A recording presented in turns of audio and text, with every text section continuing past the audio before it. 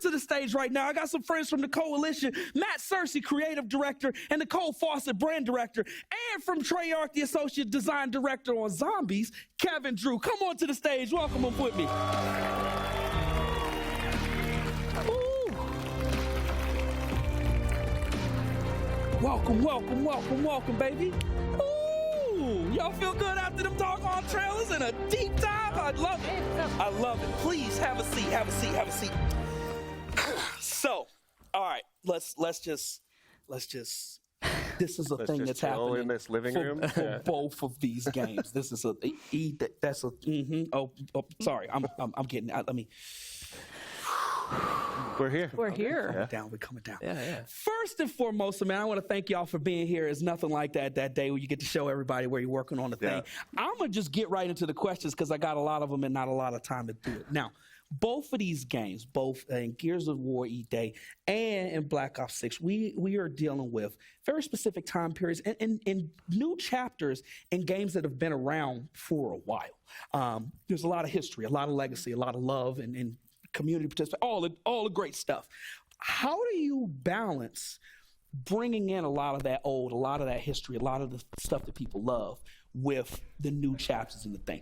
All things considered, they just did the direct. I'm gonna kick. Oh yeah, right? Go for it. You gonna start with me? Yeah, this one's for you, my friend. How do you balance the old and the new? Come on, going from Black Ops 2 to 6? Tell me what was going through the head. I think there's different answers for each part of the game, right? We have campaign, we have multiplayer, and we have zombies. And I could speak for zombies when I say it's a mode that actually started as an Easter egg back in World of War, right? And it has grown over the years. And initially, it was kind of like the Wild West. So like every time we would make a new zombies game, we would just try new things that we thought was cool, right? But over the years, by Black Ops 3, certain things we realized are very important, and we kind of established the DNA of zombies. It's a lot of different like perks and pack-a-punch and really cool maps and hidden quests and all sorts of things. And we realized those certain things are very kind of sacred, and we need to like keep those and iterate on them and make them better, but then always pushing ourselves to do new things, because that's like at the heart of this mode. It's almost like counterculture to COD, where it's like we get to put things in that you would never see in or think that would be in Call of Duty. Stuff you're just not expecting. Yeah, absolutely. It just felt right, so we went for it. Yeah. Leaning into a lot of that brotherhood theme, and actually you could kind of look at some of that coming through in COD as well. Speaking thereof, like we got a really good look at how you guys are actively developing the game. How is your tech that you're using impacted a lot of that, especially like player movement and the different things that people are able to do mid combat? Please do the thing. I think that's the highlight, the Omni movement. You all saw it today. It's like revolutionary in how you play the game. It just fundamentally changes how you move, and it kind of removes this artificial construct of like, you know, in real life, you can sprint backwards. You can sprint to the side. Like professional athletes do this all the time. So once we kind of ungated that or realized we could do that and we made this massive endeavor, it's changed everything, right? Like how you play multiplayer is different. How you play zombies is going to be different. Like the ability to, you know, sprint backwards while you've got a horde of zombies coming at you is very different than MP, where you're taking advantage of other things like supine and all those things. So look, for us less skilled people, being able to run away from I think you still got to watch behind you. We're thinking about that. I appreciate it. Both of these games have very committed audience. I know that's the understatement of the year, but how do you take those audiences into consideration? For a lot of folks, like they've been looking for these installments for a minute. I know people have been checking for Gears for a minute, and people have been looking for the new COD for a minute. How do you deal with a lot of that fan expectancy that hey, you know what your people are kind of hoping for? How do we address that, especially when coming into a new chapter? First, anything we want to talk on that? I think that's it. Like it's about trying to deliver something new and also what drew people to the franchise at the same time. I think it's very similar for a lot of the stuff I saw in the Blops Direct, When you were saying earlier about the pandemic, right? There was challenges with that. In the last game we made, we had to make concessions, and there were certain things that we wanted to bring to zombies that we couldn't. And now this has been the opportunity here to fully realize and make what we think will be the best version of it. And one of the big things is bringing back a set crew. Like this idea that who you play as in the story matters a lot, and you're growing with them as you progress through the cinematics and just the moment-to-moment gameplay, which you have these emergent moments, and when you have the characters actually have personality and interact with each other, that's huge, right? For both of them. Yeah, that's an interesting connection between like Zombies and Gears, is that you're inhabiting characters and also playing with your friends and going on these like shared journeys and stories that sort of involve you and the people in the game. Is pretty cool. It's like when you see how they react, like you might bond closer to this character more than that character based on their reactions, which is really cool. I'm not gonna lie, when Marcus looked like he was gonna fall over, I'm like, no, not my boy. And then it came down to brotherhood. Yeah, that's you didn't my really jam. think he was gonna fall in that hole, did you? I'm not. I was on pins and needles, okay? Just let me have this, all right? Let me have this. All right.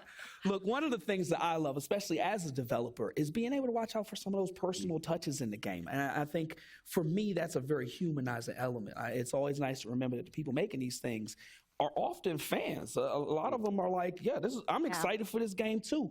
I'm curious if there are any like personal touches that y'all got for me personally. What are some of the things that your folks did, their signatures that they put on the game? If you can share.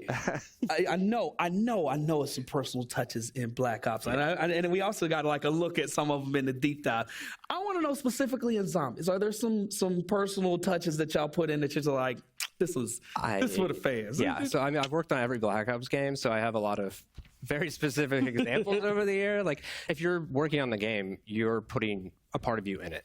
Right. And so like early days when you're working, like when I was working on campaign levels, I ended up like on Black Ops 2, I named a red shirt in one of the levels I was working on, Crosby, because of a previous game on Black Ops 1. He was like this one-line character, but he was just hilarious to all of us. So I started to name him there, and then I moved to another campaign level and another one, and soon enough there was like 8 levels with Crosby in it, and he had a full character arc. That means Crosby is the Carmine of Black Ops. Black Ops. And he has his own wiki page. But nice. When he got to Zombies, it was sometimes our personal touches are accidental. When we were working on Black Ops 2, we were like a new team working on it, and we hadn't quite caught up with all of the rules yet, and so when we were determining the eye color for Mob of the Dead, a producer got asked like what color to make them, and he's just like, I don't know, red. And then with Q2, like we released the trailer, and the community is like, what is this third faction? What do the red eyes mean? And we're like, oh, okay. That was like the wake up call. Intentional. Yes. Yeah, totally. It worked out. But I think in recent years, not I've been directing the gameplay, the design systems, it's really about, I want to bring Zombies to more people. And so approachability has been a key part for me to put in the game. So just really like raising the floor.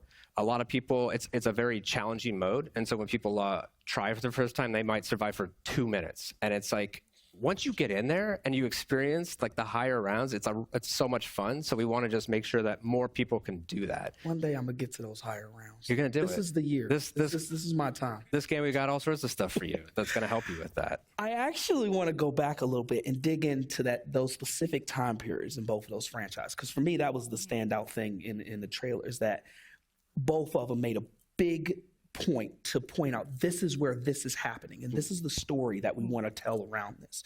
And in Black Ops, like picking the 1991, just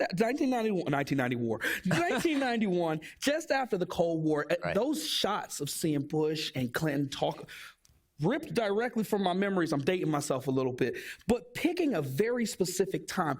What was going through the heads when we picked that moment to set Black Ops 6 in?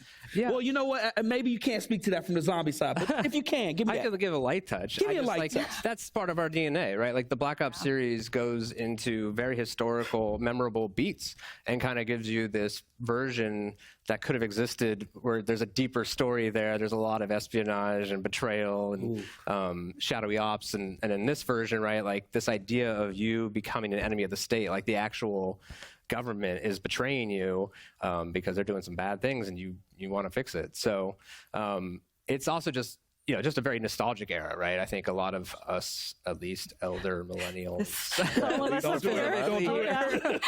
we're children during this time period. And it's like revisiting those things with a mature perspective is going to be, I think, a lot of fun. But on the zombie side, we left you like on a huge cliffhanger. So basically, Cold War was building up a lot of beats. We at the end, like we kind of just did a huge 180. The director ended up being Edward Richtofen, who is a long-stay zombies character. He betrays your entire squad. He sends them off for prison for 5 years, and we're here now in the early 90s picking up the pieces. So the crew have been in prison for 5 years. They've been just, Sarah Connoring, basically just doing a lot of push-ups and just ready for revenge. Ready to roll. All right, look, the voices in my head are telling me that we don't have a whole bunch more time. Okay. I want to know, what you got final thoughts to leave the people with before they get a chance to do their own research and digging? Let me get my lens. And on the Treyarch side of the house, baby, what you got? What we leaving the people with? I think the same thing, where it's like I've been waiting like literally years to just say round-based zombies is going to be a Black Ops 6. Yes. And I think we've set out to make the best version of it. So I think the entire team's very passionate about the mode, and we're bringing things back from the past, like Gobblegums, and among other things. And I think we're going to really make something special here, and we hope everyone enjoys it. Outstanding. I want to thank all y'all for being here. Can we give our panelists one more round of applause, please? All right. Thank y'all. Thank y'all. Thank y'all. Get out of here. Thank you, Ron.